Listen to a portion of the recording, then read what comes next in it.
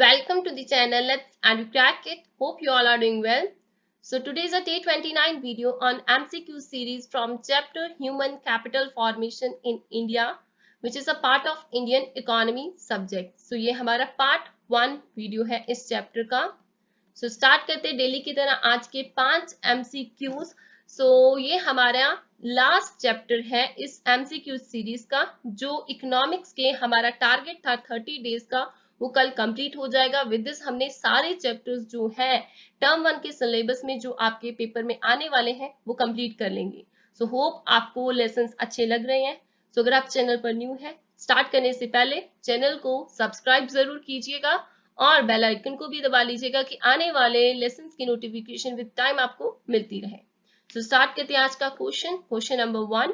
सो आज के जो क्वेश्चन होंगे बहुत ही बेसिक होंगे और विद दिस बेसिक तो होंगे, कुछ जर्नल क्वेश्चंस भी होंगे क्योंकि हमने लिया तो सिलेबस से ही है सारे क्वेश्चन, लेकिन थोड़े से हटके क्वेश्चंस हैं जो बहुत ही बीच में सिलेबस के अंदर होते हैं, जिनको आप बहुत ही ध्यान से नहीं देखते. सो ऐसे क्वेश्चंस लिए गए हैं. छोटे छोटे क्वेश्चंस होंगे, नॉलेजेबल क्वेश्चंस होंगे. बहुत ध्यान से सुनिएगा. स्टार्ट करते हैं. So question number 1 is the stock of skills, ability, expertise, education and knowledge in a nation at a point of time is known as human development, human resource, human capital, none of these.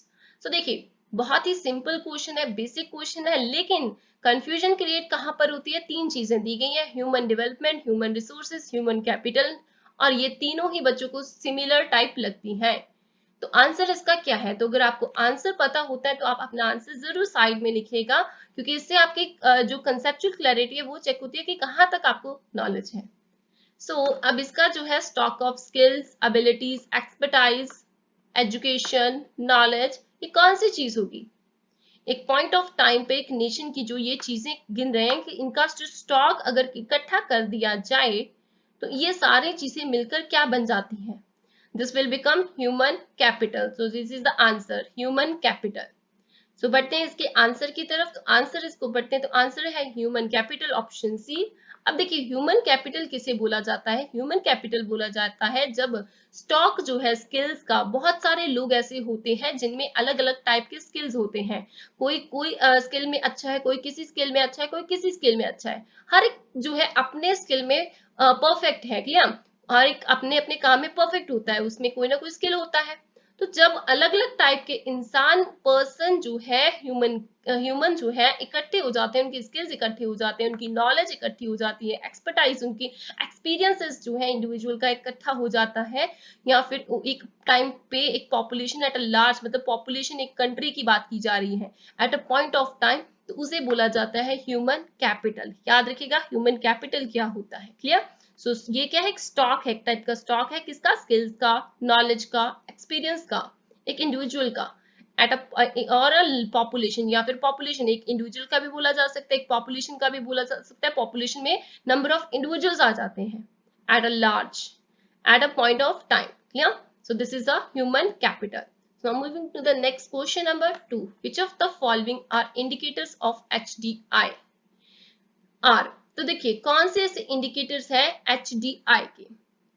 Longevity, educational attainment, standard of living, all of this. देखिए, paper में आपको कभी भी बताया नहीं जाएगा कि HDI की फुल फॉर्म क्या है. ये आपको घर से पता होनी चाहिए. छोटी छोटी चीजों के बारे में अगर आपको पता होगा तभी आप क्वेश्चन कर पाओगे, क्योंकि मेन बात वहां पर आती है कि पेपर में आपको शॉर्ट फॉर्म लिख दी जाएगी. यहाँ पर आपके दो दो क्वेश्चन बन रहे हैं. HDI की फुल फॉर्म भी साथ साथ पूछी जा रही है, पूछी नहीं जा रही, डायरेक्टली नहीं पूछी जा रही. आंसर तो आपका ऑप्शन में आपको बताना है, लेकिन अगर आपको ये नहीं पता तो आप क्या आंसर अच्छे से दे पाओगे? नहीं दे पाओगे. सो इट इज वेरी इंपॉर्टेंट कि आपको फुल फॉर्म्स जो है चीजों की पता होनी बहुत जरूरी है. तो ह्यूमन डेवलपमेंट इंडेक्स जो है उसमें कौन कौन सी चीजें आती है HDI में? Longevity, educational attainment, standard of living, या ऑल ऑफ दिस. सो इसका आंसर है ऑल ऑफ दिस. अब डिस्कस करते हैं आंसर इन डिटेल. तो देखिए आंसर क्या है, तो हमारे पास ऑल ऑफ दिस इसका आंसर है. इसका जो आंसर है, अब देखिए इंडिकेटर्स जो है ह्यूमन डेवलपमेंट इंडेक्स के, HDI क्या है? Human development index, HDI. तो ऐसे फुल फॉर्म्स आपको पता होना बहुत जरूरी है, पेपर में फुल फॉर्म्स भी आ सकती हैं. HDI जो है, R क्या है? इंडिकेटर्स इसकी क्या है? एजुकेशन. लाइफ एक्सपेक्टेंसी यानी कि लॉन्गेविटी। अब लॉन्गेविटी क्या होता है? लाइफ एक्सपेक्टेंसी यानी कि जो रिलेटेड है चीज किसके साथ? हेल्थ के साथ। तो इसका मतलब एजुकेशन के साथ साथ हेल्थ भी जरूरी है फॉर ह्यूमन डेवलपमेंट इंडेक्स के लिए, क्लियर, उसके इंडिकेटर में। और per capita income, per capita income क्या है? स्टैंडर्ड ऑफ लिविंग, मतलब एक पर्सन की पर कैपिटा इनकम कितनी है, इनकम कितनी है, तो वो पता चलता है उसके स्टैंडर्ड ऑफ लिविंग से।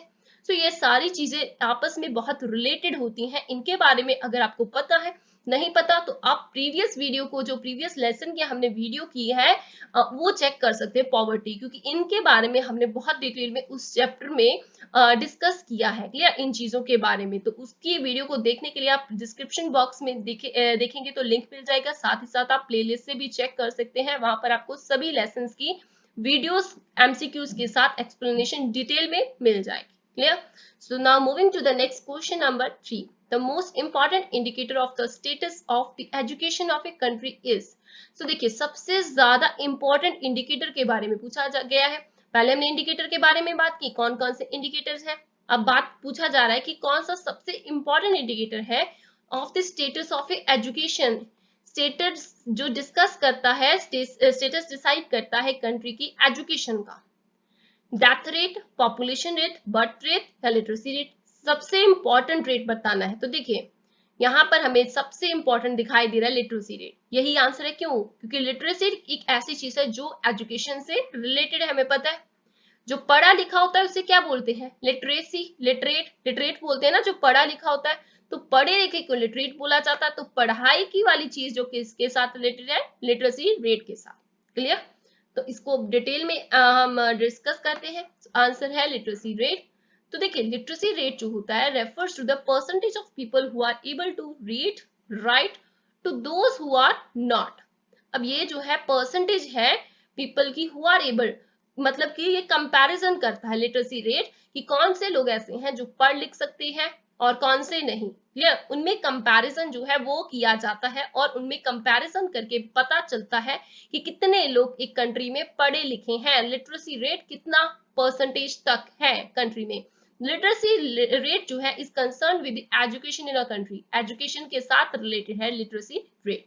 सो ये बहुत ही एक्चुअली इंपॉर्टेंट है। सबसे इंपॉर्टेंट टॉपिक जो आपके इस चैप्टर में है वो है एजुकेशन का पार्ट। सो आपको इस वीडियोस में सबसे ज्यादा क्वेश्चंस ही एजुकेशन से रिलेटेड ही नजर आएंगे। सो बिकॉज सबसे ज्यादा इंपॉर्टेंट ही ये एस्पेक्ट है इस चैप्टर का। सो इसीलिए पेपर में सबसे इंपॉर्टेंट टॉपिक को मानते हुए सबसे ज्यादा क्वेश्चन इस टॉपिक से डाले गए हैं और इसको जरूर पढ़िएगा क्योंकि ये सबसे ही इंपॉर्टेंट टॉपिक है इस चैप्टर का। So now moving to the next question number 4. Illiteracy is more among. अब देखिए illiteracy, अब अनपढ़ता के बारे में बात की गई है। लिटरेसी यानी कि पढ़े लिखे होना, लेकिन illiteracy आई आ गया आगे। illiteracy मतलब अनपढ़। is more among किस में ज्यादा होती है? बॉयज में, गर्ल्स में, बोथ या none of this. So it is a very simple because हमें इंडिया के पॉइंट ऑफ व्यू से बताना है क्योंकि ये चैप्टर जो है इंडिया के साथ ही रिलेटेड है, क्लियर। इंडिया के पॉइंट ऑफ व्यू से बताएंगे तो गर्ल्स हमारा आंसर हो जाएगा, clear. So girls will be the answer because of the sources जो इसके चैप्टर में दिए गए हैं, क्लियर। हम सोर्सेस से हमें पता चलता है कि गर्ल्स में इलिटरेसी जो है वो ज्यादा है, अनपढ़ता है वो ज्यादा है। अब रीजन क्या है इसका? सो पढ़ते हैं in detail with the answer. So देखिए इसका आंसर है option B, that is girls. तो देखिए क्या है? Poverty, ignorance of parents, lack of facilities in the rural areas are some major causes for the spreading illiteracy among the girls in India. So main उसके aspects क्या है, main उसके causes, कारण क्या है गर्ल्स में इलिटरेसी होने के? मेन कारण क्या है? पॉवर्टी, गरीबी, इग्नोरेंस ऑफ पेरेंट्स, पेरेंट्स की बहुत बड़ी इग्नोरेंस होती है, लड़कियों को पढ़ाना नहीं। हम जानते हैं कि पुरानी जो सोच है वो अभी भी हमारी कंट्री में चल रही है, तो गर्ल्स को पढ़ाने में वो इग्नोरेंस करते हैं। लैक ऑफ फैसिलिटी, अब बहुत सारी रूरल एरियाज में जो है फैसिलिटीज ही नहीं प्रोवाइड की जाती कि गर्ल्स जो है आराम से स्कूल तक जाके पढ़ सकें, क्लियर। सो ये सबसे बड़ी प्रॉब्लम है। तो ये मेन कॉजेज है, कारण है जिनकी वजह से गर्ल्स में जो है इलिटरेसी स्प्रेड हो रही है इन इंडिया अभी भी, क्लियर। सो पढ़ते हैं नेक्स्ट क्वेश्चन की तरफ। लास्ट क्वेश्चन इस वीडियो का आज का, लेकिन इस लेसन का नहीं। कल वाले लेसन में, कल वाली वीडियो में हम इस एमसीक्यू सीरीज के सारे जो चैप्टर्स हैं सारे क्वेश्चंस जो है रिवाइज कर लेंगे विद एक्सप्लेनेशन और डिटेल में इकोनॉमिक्स के। तो इकोनॉमिक्स का टारगेट कल हमारा खत्म हो जाएगा, लास्ट डे होगा हमारा, क्लियर। सो क्वेश्चन नंबर 5 क्या है आज का हमारा, sources of human capital formation is. अब सोर्सेस कौन कौन से हैं ह्यूमन कैपिटल फॉर्मेशन के, तो ये बहुत इंपॉर्टेंट क्वेश्चन एक्चुअली। जितने भी इंपॉर्टेंट टॉपिक्स हैं सभी से ही लिए गए हैं, किसी ना किसी पार्ट से आपको कहीं ना ऐसा कोई भी ऐसा टॉपिक नजर नहीं आएगा मेरी वीडियोस में, हमारे इस चैनल की वीडियोस में, जहां पर हमने किसी टॉपिक में टच ना किया हो। एमसीक्यूज के जो ये हमारा सीरीज चल रहा है इकोनॉमिक्स का, सभी टॉपिक्स को टच किया है। इसी तरीके से इस चैप्टर का भी यही पार्ट है कि जो इंपॉर्टेंट टॉपिक्स है सभी को टच किया मिलेगा। तो ये एक इंपॉर्टेंट टॉपिक है, सोर्सेज ऑफ ह्यूमन कैपिटल। सो ये मैं क्यों बता रही हूँ, बिकॉज कि हम, ये जरूरी नहीं कि हम हर एक जितने भी बनते क्वेश्चंस हैं उस पार्ट से बनाएं, लेकिन मैं ये इसलिए बता रही हूँ कि अगर मेरे से कोई क्वेश्चन रह गया इस टॉपिक से, तो आप इस चैप्टर के इस टॉपिक को फिर से दोबारा पढ़ के और भी जो क्वेश्चंस बनते हैं वो खुद से बनाकर कर जाएं, इस टॉपिक को डिटेल में थॉरोली पढ़ कर जाएं, क्योंकि पेपर में ऐसे टॉपिक्स में क्वेश्चन जरूर आएंगे। Clear. So expenditure on industry, expenditure on health, expenditure on building, expenditure of textile. तो देखिए बच्चों को पढ़ते ही ऐसा क्या लगेगा कि कैपिटल फॉर्मेशन की बात हो रही है, ह्यूमन कैपिटल फॉर्मेशन की बात है, तो obviously it is related with industry, क्योंकि इंडस्ट्री में काम करते हैं लोग, बिल्डिंग में काम करते हैं, टेक्सटाइल में काम करते हैं। लेकिन हेल्थ को भी इग्नोर करेंगे, क्यों? क्योंकि हेल्थ तो कहीं से भी उनको रिलेटेड नहीं लग रहा, लेकिन ये सबसे बड़ा सोर्स है हेल्थ। सबसे important source human capital formation का क्या है, हेल्थ। अगर हेल्थ एक इंसान की अच्छी नहीं है वो काम कभी कर नहीं पाएगा। तो सबसे इंपॉर्टेंट फैक्टर क्या होता है, हेल्थ। ह्यूमन कैपिटल फॉर्मेशन का सबसे इंपॉर्टेंट सोर्स क्या है, expenditure on health. This is one of the important source of human capital formation. So this will be the answer for our question. So बढ़ते हैं, इसको आंसर को detail में पढ़ते हैं। आंसर क्या है, अब देखिए आंसर ऑप्शन बी ही है, एक्सपेंडिचर ऑन हेल्थ। तो एक्सप्लेनेशन क्या है, health and education are two integral aspects in the human capital formation. तो सबसे जो इंपॉर्टेंट फैक्टर्स हैं ह्यूमन कैपिटल फॉर्मेशन में वो है एक हेल्थ और दूसरा है एजुकेशन। ये दो इंपॉर्टेंट है, अगर बंदा पढ़ा लिखा नहीं है, उसकी हेल्थ अच्छी नहीं है, तो कभी भी वो काम नहीं कर पाएगा, कभी भी वो एक इकोनॉमी में कंट्रीब्यूट नहीं कर पाएगा, किसी भी इंडस्ट्री में नहीं कर पाएगा, किसी ऑफिस में नहीं कर पाएगा। दो चीजें इंपॉर्टेंट है, अगर उसकी हेल्थ अच्छी है या वो पढ़ा लिखा है, क्लियर, नॉलेजेबल है। दो चीजें इंपॉर्टेंट है, health and education. Two integral form aspect है ह्यूमन कैपिटल फॉर्मेशन के, ये याद रखिएगा। आगे बढ़ते हैं इसको, it is only healthy person who can contribute to the society and nation. जैसे मैंने आपको क्वेश्चन में बताया कि हेल्दी पर्सन ही एक इकोनॉमी को, एक सोसाइटी को, नेशन को कंट्रीब्यूट कर सकता है। इसीलिए क्या है, expenditure on health is important to build and sustain the healthy nation. Expenditure जो हेल्थ पर किया जाता है वो सबसे इंपॉर्टेंट है to build and sustain a healthy nation. एक नेशन को हेल्दी रखने के लिए, बनाए रखने के लिए, बनाने के लिए जो एक्सपेंडिचर है हेल्थ पर अगर किया जाए तो सबसे बेटर है, सबसे इंपॉर्टेंट है फैक्टर। विद दिस, अब देखिए विद दिस क्या है, सम अदर सोर्सेज भी हैं, कुछ और सोर्सेज भी हैं, लाइक अगर जॉब लगती है किसी पर्सन की, ऑन द जॉब ट्रेनिंग भी जरूरी है। काम कैसे करना है कि कहीं पर भी उसका एक्सीडेंट ना हो जाए, फेलियर ना हो जाए जॉब में, तो इसीलिए on the job training is also a important factor of source of human capital formation. Study programs for adult की, उनके लिए प्रोग्राम्स बनाए जाते हैं, किस तरीके से काम करना है, बहुत सारे प्रोग्राम्स उनके लिए क्रिएट किए जाते हैं। Migration, it is also important factor. Migration क्या है, एक जगह से छोड़कर दूसरी जगह में जाना, क्लियर। तो ये भी क्या है, काम के लिए लोग जाते हैं ना, अगर एक जगह काम नहीं है तो दूसरी जगह चले जाते हैं जहां पर काम होता है। तो जहां पर उनको काम की मिलता है कि काम मिल रहा है वहां पर जाते हैं, तो ये भी एक इम्पॉर्टेंट फैक्टर है माइग्रेशन। तो उनको वहां पर हेल्दी इन्वायरमेंट मिले, वहां पर वो जाकर काम अच्छे से कर पाए। ये सारे फैक्टर्स बहुत इंपॉर्टेंट है, लेकिन सबसे मेन इंपॉर्टेंट दो ही फैक्टर्स हैं, क्लियर। तो ये अदर फैक्टर्स भी हम डाल सकते हैं। एक्सपेंडिचर ऑन इंफॉर्मेशन, ये भी एक इंपॉर्टेंट फैक्टर है। अगर बंदा नॉलेजेबल नहीं है, उसको इंफॉर्मेशन नहीं है चीजों के बारे में, काम कैसे करना है या इन्वायरमेंट में जो चल रहा है, चीजें करंटली चल रही हैं, उनके बारे में भी उन्हें नॉलेज होना बहुत जरूरी है, जो उसके काम के लिए हेल्पफुल रहते हैं। So expenditure information is also a important capital formation source. Clear?